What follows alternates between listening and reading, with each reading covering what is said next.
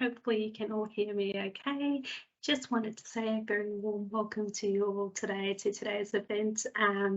It's really nice to see so many of you are slowly joining in this afternoon to hear a little bit from some of the women we know in the infrastructure sector and learn a little bit more about how they are balancing their work and their personal lives on a daily basis. I know I'm quite eager to take some key tips and tricks away from all these lovely ladies following the session today so that I can implement it in my personal life as well. By way of introduction, my name is Krisha Dairam. I'm an Auckland WIN committee member and a senior manager within EY's infrastructure advisory practice. And on behalf of WIN Auckland today, I have the absolute honour of introducing our hosts and panellists. So without any further delays, I'd now like to introduce you all to today's host, which is Dana Trencole.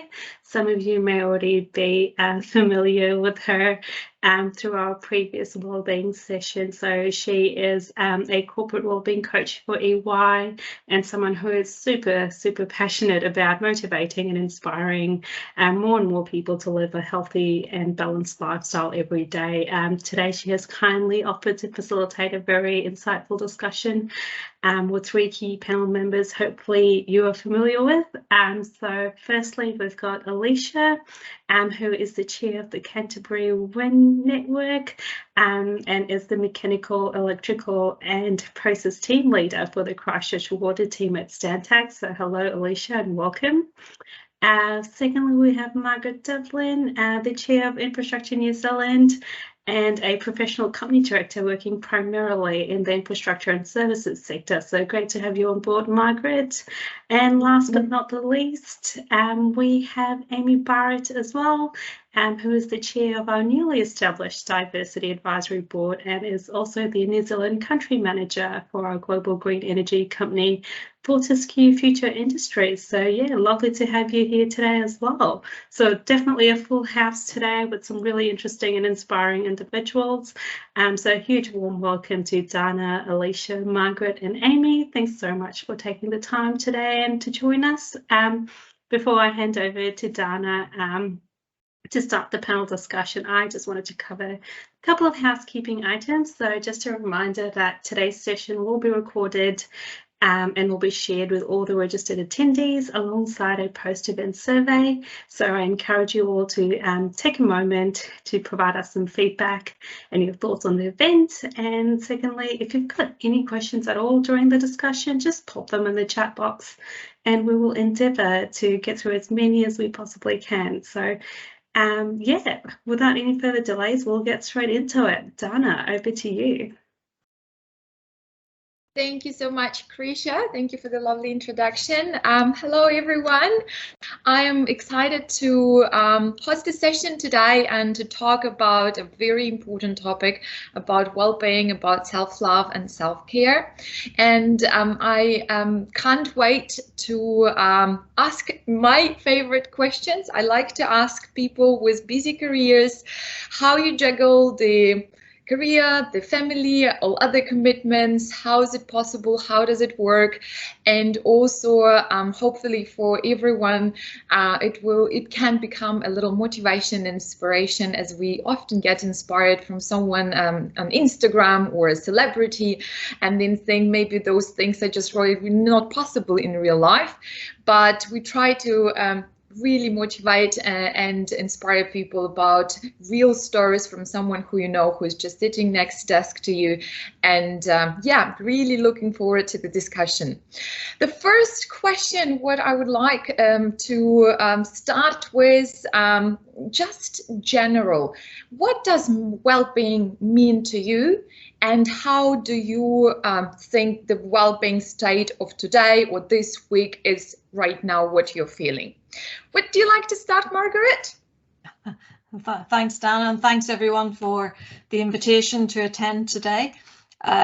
We were preparing for this earlier this morning and I was laughing with Dana that probably not a good person to talk about health and well-being this morning, as I headed to Auckland Airport at 4 o'clock yesterday morning to get down to Christchurch, and my flight back was delayed, so I finally got back to Hamilton at 11:30 last night.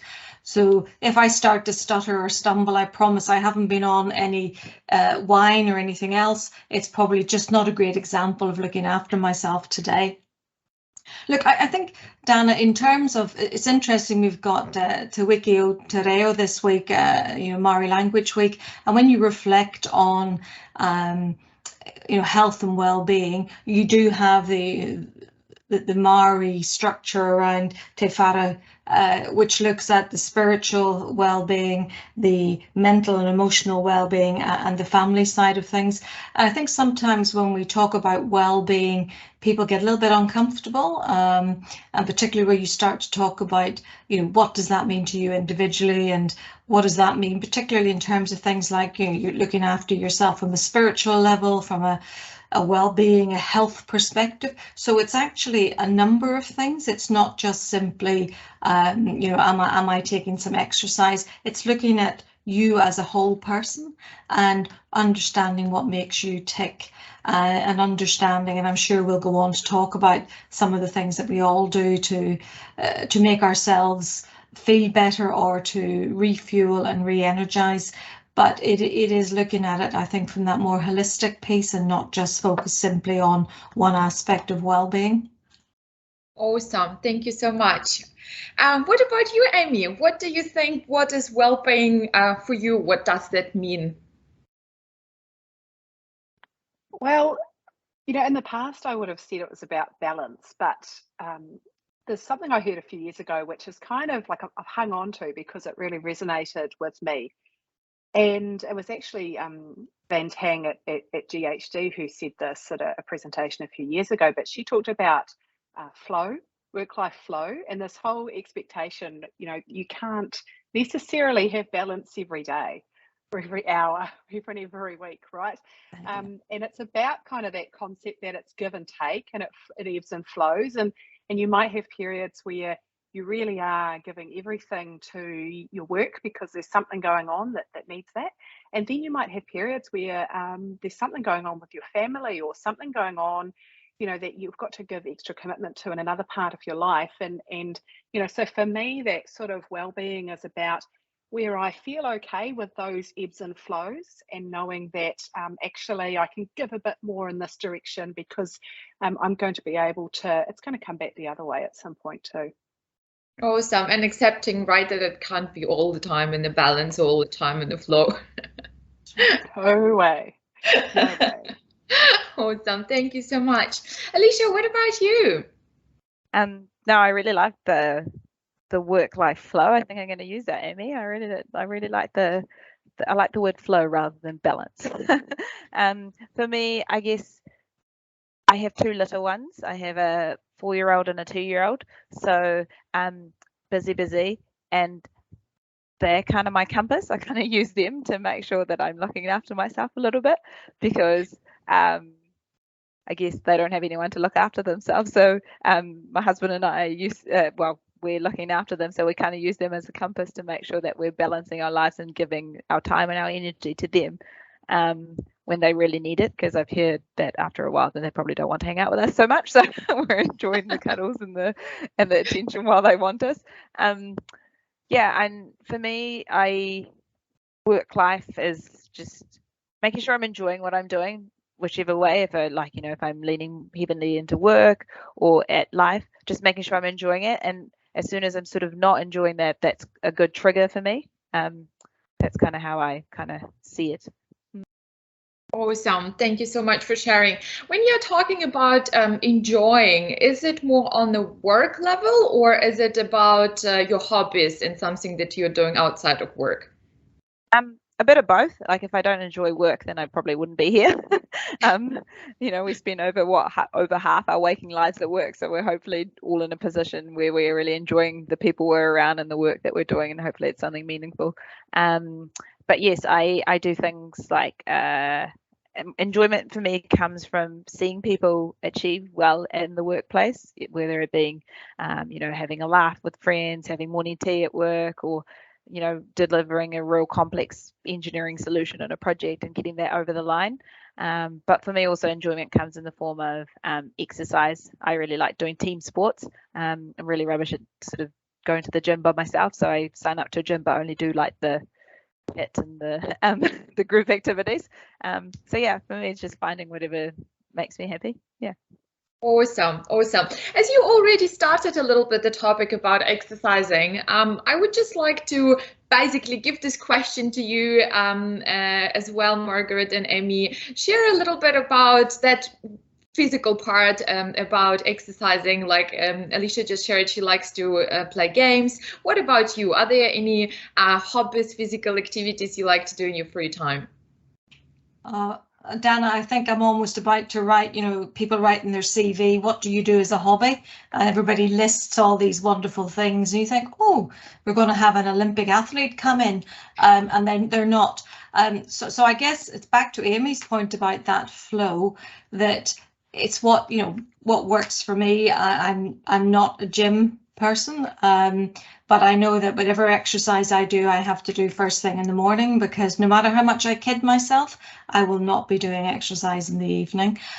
My preferred weapon is walking, and that actually helps me clear my head and get myself ready for the day. And I have some wonderful conversations with myself as I walk around Hamilton Lake, or you know, just actually enjoy what's around me. So that works for me. But I do find, interestingly, if I don't get out and clear my head, things actually start to feel a little bit more foggy, or actually you just don't have that don't want to use the word balance, because Amy might scold me, but that that actual balance of, you can't keep working 24 hours a day, and you do need to lift your head up, and even if it's only 20 minutes, half an hour, that's enough just to clear your head and get yourself rebalanced again. Awesome. Thank you so much for sharing. We'll come back to the topic about you can't work 24 hours non-stop. I would also like to hear, Emmy, what about your physical activities? Yeah, so I actually hate exercise. I must say, like I've always, there's been the odd sort of form of exercise I haven't minded at various times in my life, but generally I'm just not good. But what I have learned is similar to what Margaret said. I actually need it in order to keep a really clear head. And it's taken me a really long time to actually understand that. And it's only at points, you know, in my life where I haven't been functioning particularly well, or, you know, just, you know, things have just felt dreary and down, and you just don't feel altogether great, that actually, you know, understanding that if I get out and have a walk in the morning, that has an immediate, you know, positive effect on my day. Getting out in the morning isn't necessarily always that easy, especially when it's winter. You know, I was into it for a while, and I dragged my children, who are now 8 and 10, out for morning walks with me, and absolutely hated it as well. Nothing worse than a 6 a.m. walk with mum, because I couldn't leave them at home by themselves at the time. But what I've done now during winter actually is I've just hired an exercise bike. You know, like I've actually bought treadmills a couple of times in the past and had to sell them for lack of use, but the bike seems okay. I can sit on there for 25, 30 minutes. I can watch a podcast, listen to a podcast, or watch you know, something that's useful to me, and kind of wake up, you know, just with the legs turning around, and that's enough to just get things moving. So, and then I kind of get to feel virtuous all day too, which is a bonus. Yeah. That's awesome. That's awesome. Yeah, and this is the topic about making time and deciding, right, when is the best time to do. Is it the morning? Is it evening? But generally, I think everyone knows, right, that exercise is good for our health. If for our health, is it just walking, or is it biking? Basically, any type of activity. Always and often between knowing and doing, there is a little gap. So I liked what you shared already about that you're feeling basically a little too tired and foggy, and then you say, okay, I need to stop work and I need just to go for a walk and do something. Do you have a tip how not to come to that point where you already, the body is basically just asking, please give me a break, but just integrate it to prevent those moments when we start feeling too exhausted? Would you like to share something about this topic, Alicia? Oh, this is a hard one. Amy or Margaret, if you have something to share with me. I'm terrible at this. Usually I only realize when I'm in the hole that I'm in the hole, and then I kind of just, I've started to just kind of be like, okay, I'll just put everything aside. And I'm fortunate that our work's just by, I'm based in Christchurch, just by Hagley Park. So I'll just kind of go up for a quick wee wander and have a breather. That's kind of what I'm doing at the moment, but you know, that changes from time to time. Yeah, and especially if you like what you do, right? What we've just been talking about, if you enjoy your work and if you enjoy what you're doing, you also get so excited that you just really forget to do a break, right? Yeah, Dana, it's interesting. If you know, what you'll get asked, you know, on a Friday, what are you doing for the weekend, or if it's a long weekend, and people say, oh, and they list all these things they're going to do. And I remember a friend of mine said they were going to do a marathon, and I kind of looked at them and thought, you don't really look the shape of a person to do a marathon. What she meant was she was going to actually sit down and watch a complete series on Netflix, and she was quite happy about that. And I think we're actually probably our own worst enemies. We seem to think we have to fill every spare moment of every day doing something, and instead of just simply saying, it's okay to say, I'm not going to do anything at the weekend, or I'm just going to chill out with friends or family and children. But we seem to think that if we're not doing something akin to scaling Mount Everest every weekend, then that somehow we're not actually reaching our full potential. Instead of just simply, let's just relax. That's what the weekends are there for. And when you and I talked last week, you know, I think technology is wonderful, but my goodness, it's also our worst enemy as well, because we are connected 24/7. And that in itself is a real challenge. And for all of us actually be brave enough to say, no, I'm not answering emails, or I'm not looking at my computer. You know, and I say this from someone who, you know, seems to have it as a permanent appendage to me. So it's something we all need to be really very conscious of. Yes, thank you so much for talking about this. And this actually really suits well to my next question.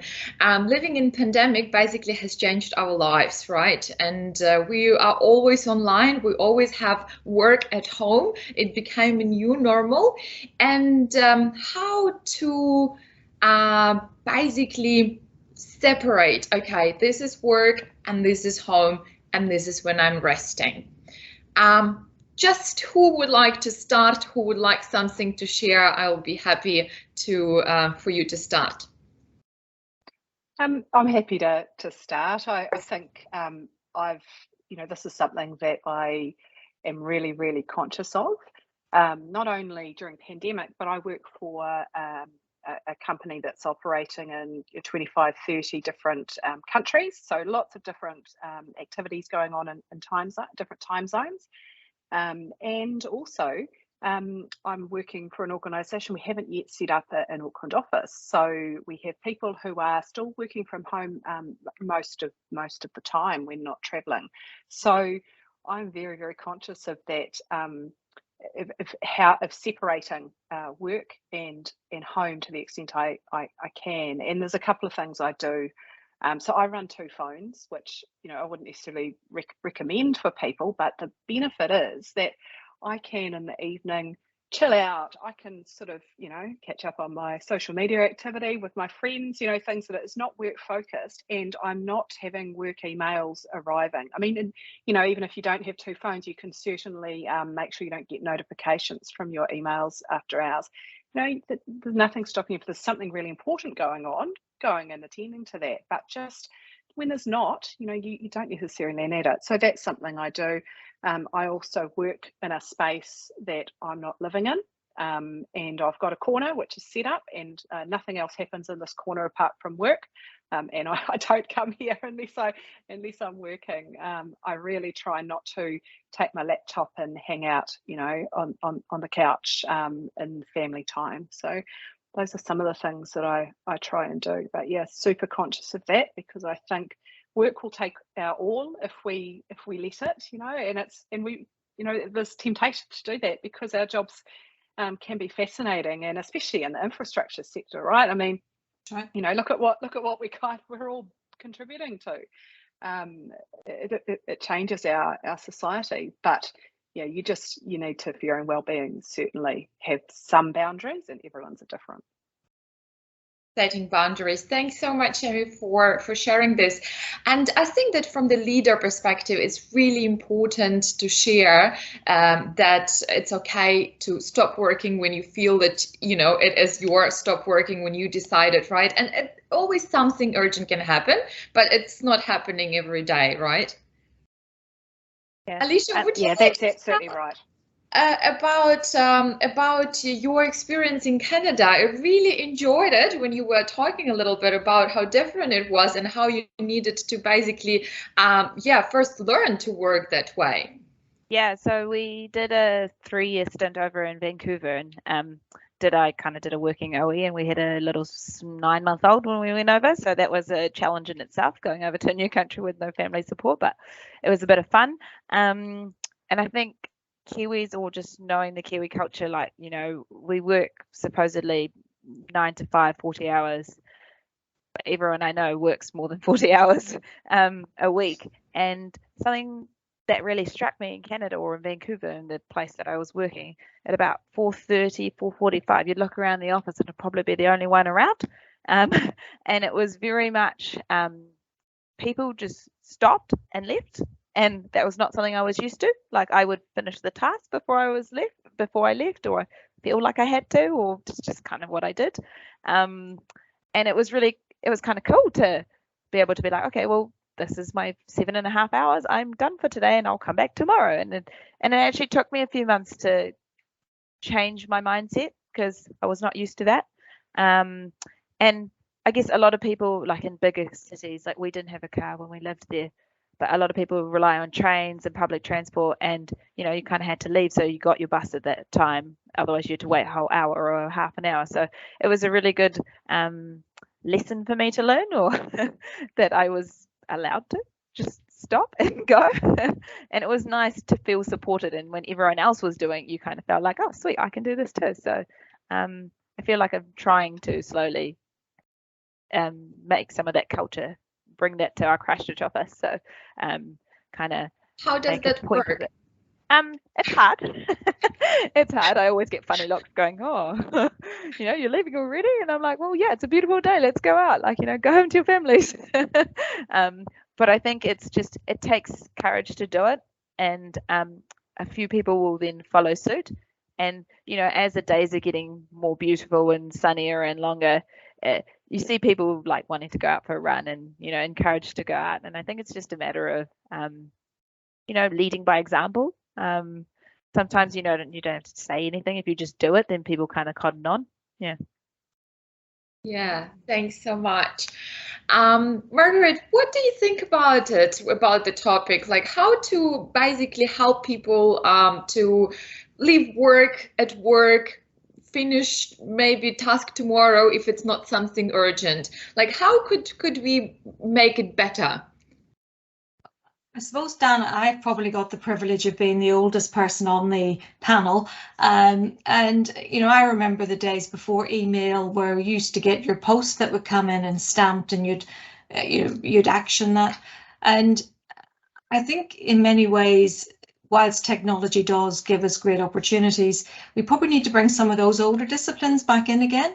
That, you know, it seems to be, and, you know, Alicia's right, we're all very much focused on let's get everything finished. But the reality is there is only so much you can do in a day. And, you know, there have been huge studies done around the quality versus the quantity work argument. So it's important that we actually do, as leaders, and all of us here, to create that environment where, you know, as Amy has said, there will be times when everything's going at full pelt, but there are other times when you can actually say, let's just slow this down a bit. We don't need to all be doing 24 hours a day. And, you know, for me, for example, probably like everybody else, your inbox is just a constant battle to manage that. And, you know, I might spend a couple of hours at the weekend clearing my inbox, but my emails are all deferred until Monday morning. I don't send emails to anybody over the weekend. And the reality for that is that, you know, if I send an email to someone, you know, as the chairman of the company, they're going to answer it. And so that's not fair on me to send that over the weekend. And it's those, just some of those very simple things, just, you know, accept that you might choose to work for a couple of hours, but that doesn't mean that everybody else has to work as well. And again, I come back to, you know, we're all our own worst enemies. I've just come back from a fabulous holiday. I've been away for 7 weeks, and, you know, whilst you have your outbox and your out of office message, the number of people who emailed me to say, if you've just got a moment, if you've just got a moment. And, you know, the first couple of days I felt a little bit guilty, but actually I thought, no, I'm not going to answer these emails because I'm actually on holiday, and I've put in place processes to deal with me being on holiday. Therefore, you don't need to interrupt me. And some of this is, I think, just retraining people to respect your time.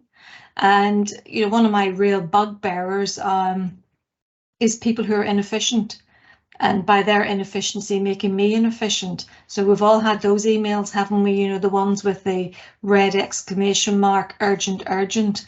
I forgot to ask you to do something, or lastminute.com. Well, again, if we accept that, then we are just as bad as those people. So we've actually got to start putting some of those disciplines and frameworks back in, and the ability to say no, and the ability, as Alicia has said, you know, it's a lovely day, we're off, everybody's finished, but let's be bold enough to do some of that. Thank you so much for sharing. Saying no, right? Sometimes we just forget that there is this word, and we forget to use it. Thank you. Very important. I like it. Emmy, is there anything you would like to add to this topic? I do think it's important to make it okay, and to make it, you know, and Margaret and Alicia both mentioned examples of that. And that's something that I've found, you know, as a leader, setting that example. I've got someone in my team who's away this week, and it's a bit of a precious break. I had included him a meeting invitation, and I saw he responded to it straight away, and I thought, hold on, you're on holiday. I mean, a meeting invite can sit in your inbox without you needing to accept it straight away when you're on holiday, right? And so it's, you know, it's actually sort of, you know, pulling those sorts of things up and saying, hey, switch off, please switch off. If it's an utter emergency, I will contact you. You don't need to check, you know. So it's setting that tone, and I think I'm lucky that I've worked with some, you know, some great leaders and organisations in the past that have very much made that all right as well, and have set that tone. So yeah, it's something I think I do my best to reinforce to those that I work with. And sorry, just one last thing to add to that is I remember as a very young engineer, I saw all my peers around me all there past 5 p.m. and I thought that was normal. And I didn't realize it wasn't normal until sort of I went to Canada, and I was like, oh, people leave? We're allowed to leave? You know, so it's just about those little habits that we don't realize as senior people, or as senior engineers, either in leadership or if you've been at the company a wee while, that people are watching you. And like so much of what people see is what's not said. So just be aware. Absolutely, people are watching you, and this is something that I often see in our offices at Ernst & Young, how young staff is watching and looking, oh, my day is finished, but my manager is still there, so will I stand up and go? And we try to communicate that it is okay really to stand up and go, right? Yeah, there's Dana, there's a great book, it's called The Living Dead. It's probably about 20 years old now, and it's actually someone did a little test in a company where they decided they would go in and see how long they could get away with actually doing nothing. And it's the balance of quality versus quantity. So they turned up absolutely 1 minute to 9 and spent the whole day, you know, basically doing meaningless things. no one ever pulled them up on what they were doing, but the fact that they were there at 9 o'clock and finished at 5, they were deemed to have been contributing and adding value. And I do think, again, part of the challenge we have is the quality versus the quantity. You know, just because somebody's in the office for 7 or 8 hours or online for 7 or 8 hours, it doesn't actually mean they're adding any value. And this is where, again, we need to be really driving. It's the quality of the outcome, not the quantity of the hours you've spent doing something. Thank you so much for this very important point. At work or at family level or at any other level, we come often to stress situations. And this is normal. Stress is just the reaction of the body to a change that is happening. But we often basically get stressed and then something else comes on and it just, accumulating, and we don't do something with that. We're just, it's just normal, I'm stressed. How is it in your life? When you are stressed, when you feel, okay, the stress in already really up there, so I need to do something about it. What are your basically rescue tips to fight stress? Would you like to start sharing with us, Amy? Yeah, I mean, for me, it's pretty simple. Absolutely. It doesn't take much sometimes, especially if you haven't, done the things you're supposed to, like get out for a walk and have a good night's sleep, and then that stress, it makes everything worse, right? So what I tend to do is I just try and stop for a minute and just try and find a couple of minutes of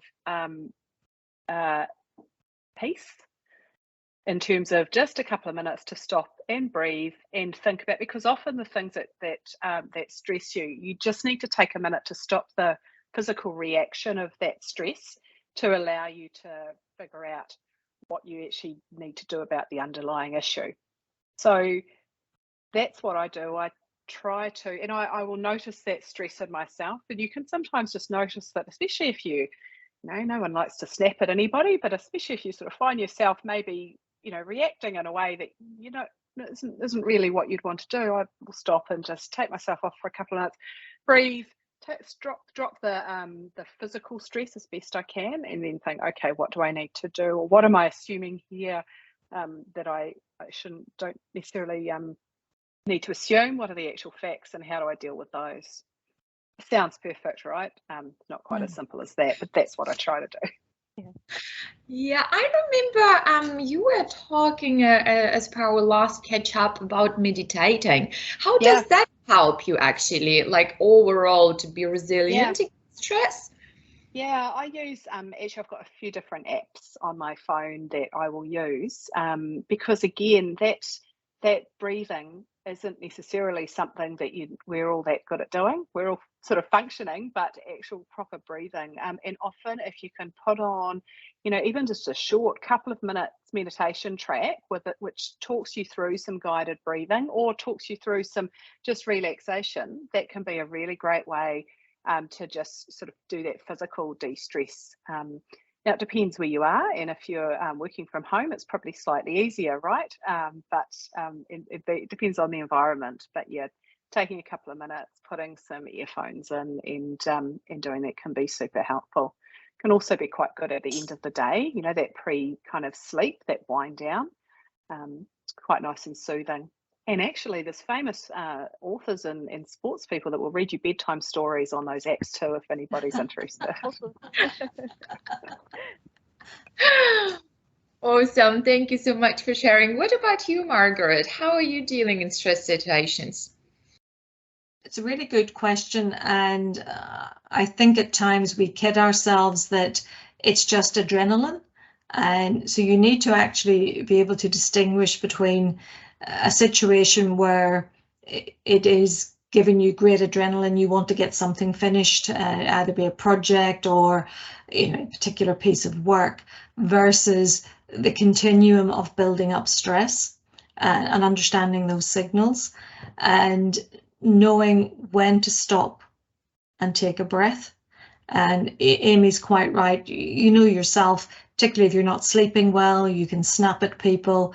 and it is very easy to say, but just that step back, breathe deeply, and start again.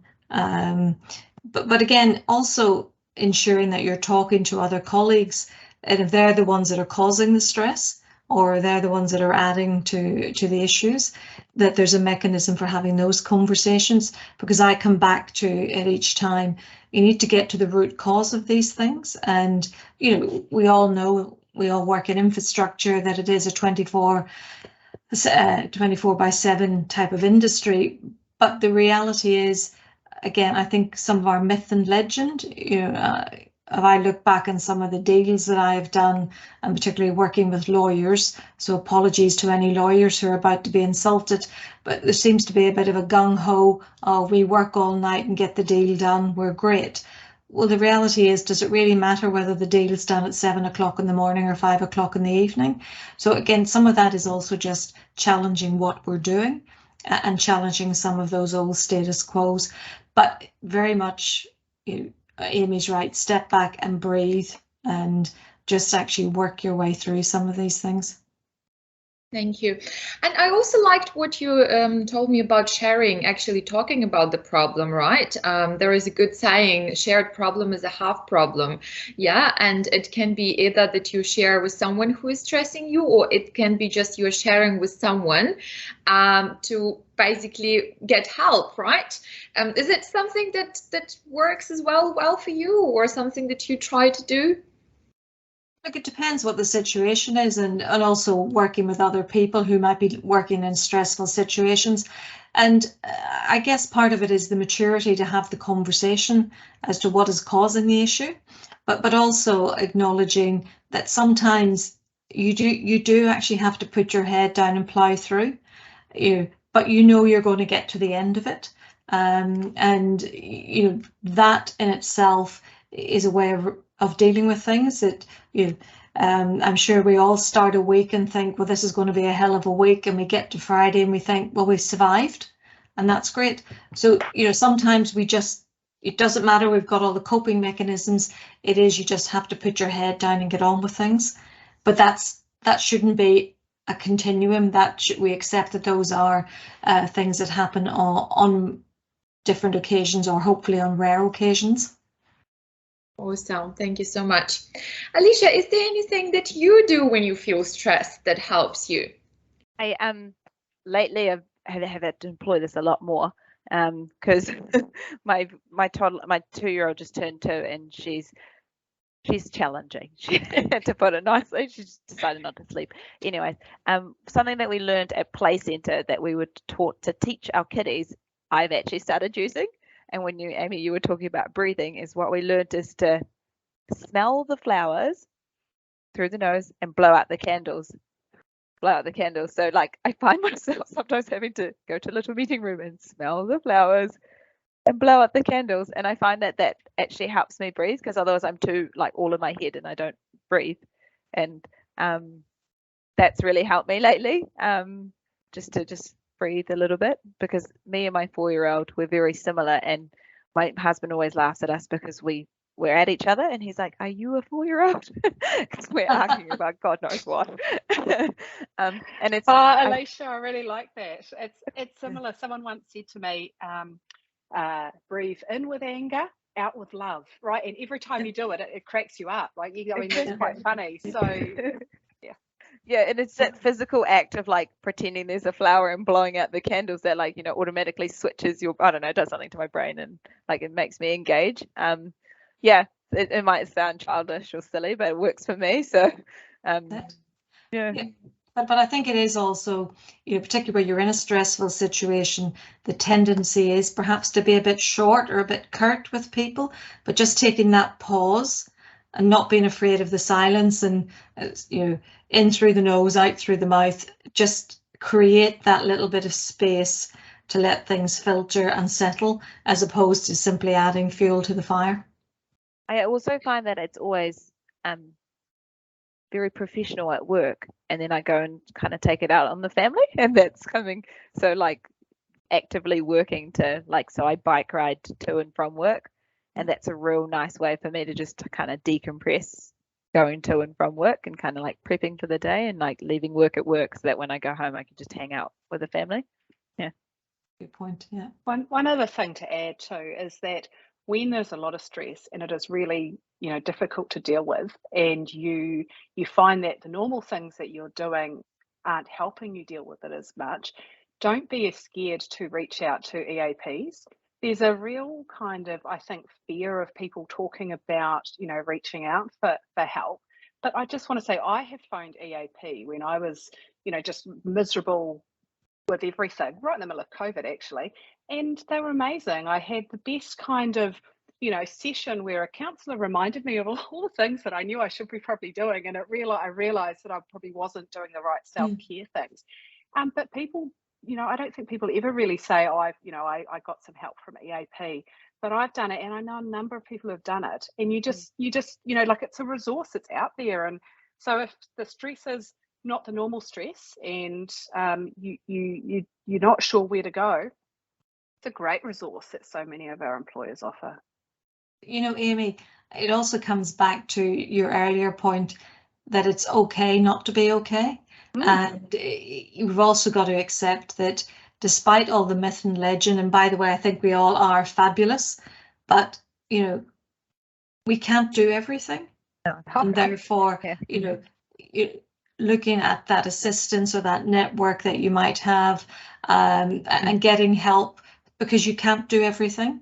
And it's important that you utilize networks like WIN, but other, either social networks, business networks, to actually share some issues, and also then don't be afraid to ask for help. And I think, again, somewhere in our psyche, it's one of those things, we shouldn't be asking for help because that means we're not coping, but we should be asking for help because actually that actually allows us to continue to function.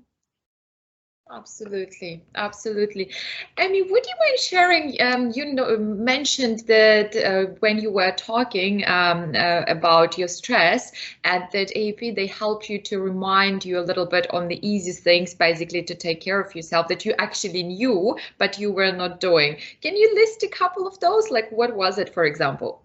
Oh yes, many of the things we've been talking about, right? So what I was reminded of when this very helpful EAP counsellor asked me about how I was spending my days was that I was sitting in front of my computer from 7:30 a.m. until at least 6 p.m. And I was not leaving, apart from a quick toilet break. I was drinking way too much coffee, and I was not getting out. I wasn't doing things, and I wasn't having all of those great, those during COVID, that sort of little social interaction that you used to get from seeing people all the time. I really missed that. And so I suddenly realized that actually the situation was having quite a negative impact on my well-being overall. And that was at that point that I realized that I needed to get out for a walk every morning.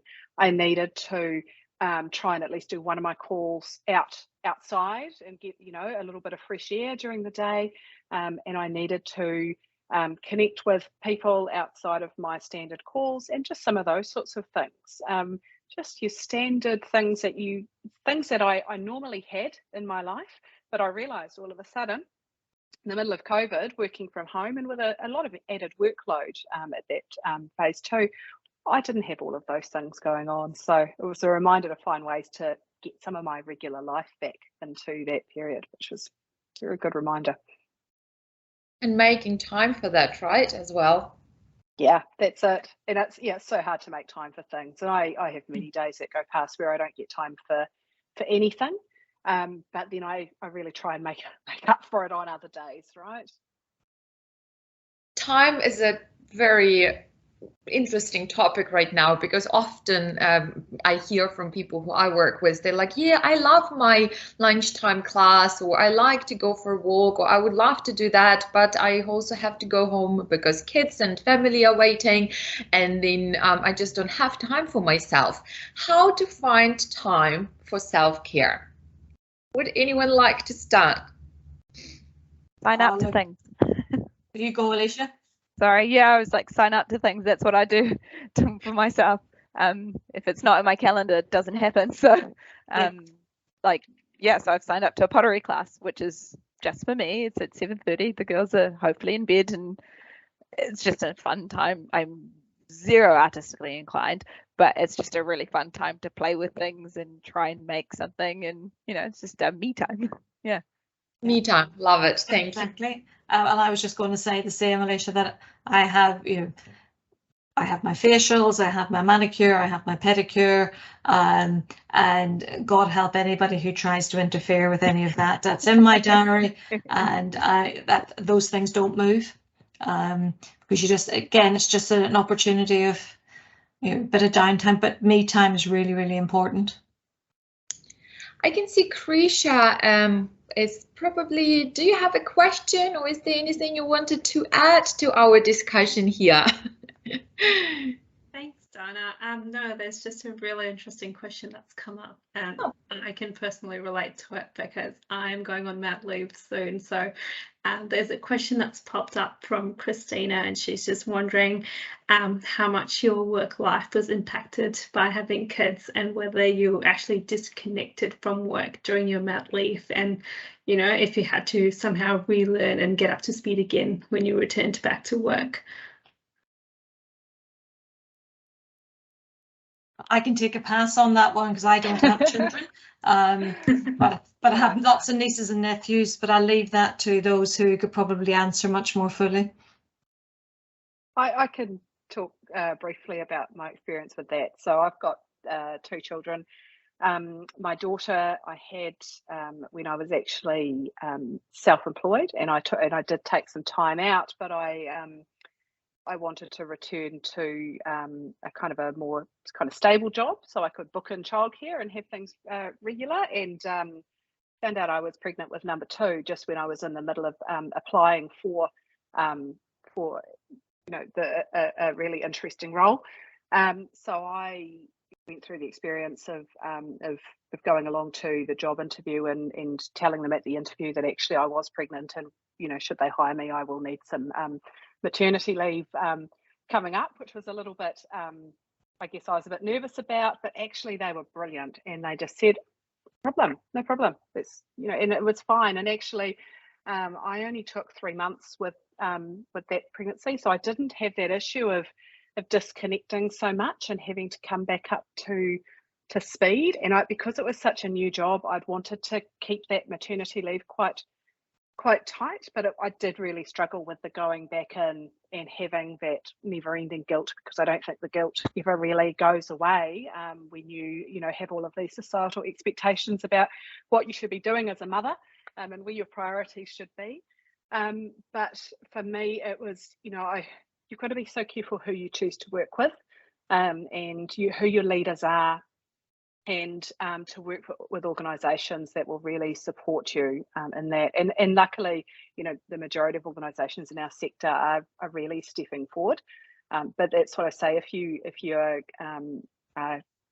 wanting to take time out to have a family, you just be really open with your employers about how you can keep that connection and work really proactively with them to do it. You just got to talk about it. Yeah, I went away on maternity leave. I was quite, I guess, young when I went away in my career. So I was 3-4 years in. So not many of our everyone was at least a senior engineer or in management positions before most of our women were going on mat leave. And so when I was going mat leave, I was very, very, very anxious and concerned, because in the engineering industry, feeling like I'd be falling behind. But I was very fortunate. Now we all have keeping in touch hours, so I kind of went away for a little bit, came back for keeping in touch hours, and it was really nice that I was actually able to do a little bit of work during the 3-4 months mark, when I kind of got a little bit bored and kind of wanted to use my brain a little bit, which was really nice. And I was able to just review some drawings and that sort of thing, so that was kind of cool. And then went overseas on OE and kind of traveled a little bit during mat leave, which I highly recommend to everybody. And then with baby number 2, we had her in Canada, and it was in the middle of lockdown, so that was an interesting feat in itself. And then trying to come home to New Zealand when all the borders were closed was another feat in itself.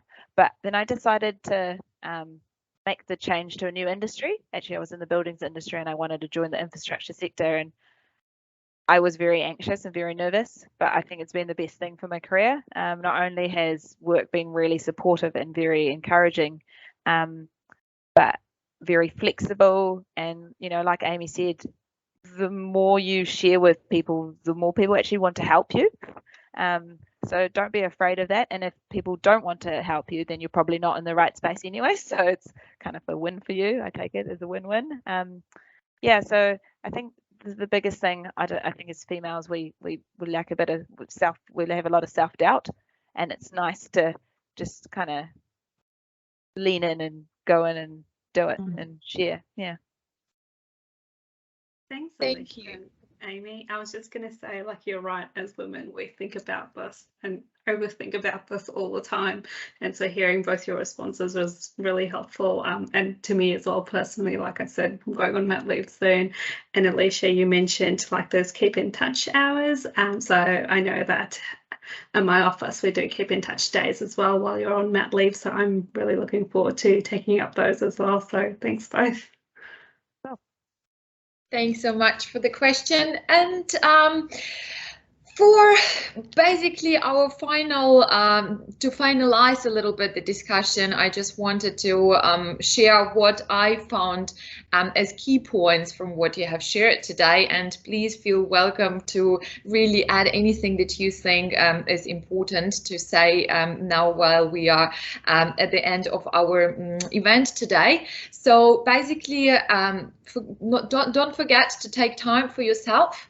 Don't forget that there is a no word, and also making sure that you really practice basically self-love and self-care, and sometimes just spend time with doing what you like, and if it's even doing nothing, and not always just being there for everyone, for family, for work, and forgetting a little bit about that you are actually the most important person, first of all, in your life. I think, Dana, the only other thing I would add is the importance of networks and the importance of actually looking after each other. I think it was Ruth Bader Ginsburg who said there should be a special place in hell for women who don't help women. And I do think that's important, that we've all talked about the need to change culture and be okay to say, I'm going at this time, or I need to take time for this, and just encouraging that culture. And that's to all of us, actually, not to accept what's gone on in the past or the previous norms, but actually be part of changing that culture. Thank you. Amy, Alicia, anything else? I think I guess there's no such thing as perfect, and I feel like we're all striving towards this unrealistic perfection all the time of, you know, having a fabulous career and meeting our family obligations, and yes, as Margaret said, maybe, you know, some crazy sporting feats in the weekends, and at least your pottery class, it sounds like fun, but goodness me, I'm never going to fit that in. So I mean, you know, like you can't do it all. You've got to pick, and you've got to pick the things that are really important and try and do those things, and you know, I guess try and let go a little bit of that that sort of strive for perfection. I think we see way too much on social media. We see way too many case studies of people who seem to be doing it all, but we only see just that much, right? And we've just got to do what we can do individually and together with each other's support. Yeah, agreed. Yeah. And just like a final thought is, sounds very cliche, but I can't remember where I heard it from, but you know, in terms of your work, if you weren't there tomorrow, there would be somebody else to do your job. But to your family and your loved ones, there's only one of you. So to kind of treasure that and keep that in mind, I try and keep that forefront in whatever I'm doing, because at the end of the day, you got to love what you do and enjoy, and make sure you're putting time in the right places.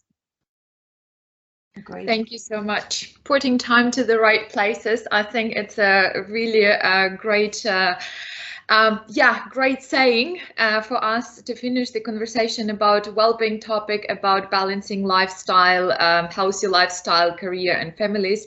I'm inspired. I loved your stories. Thank you so much for sharing. I hope that everyone enjoyed it as well, and it was interesting and motivating for you to listen today. Thanks again for organizing and inviting, and thank you. Have everyone a great day. Take care of yourself and take care of your loved ones as well. Thank you so much, everyone. Thank you very Thank much. you, Jackie. Thank you. Nice. Thanks.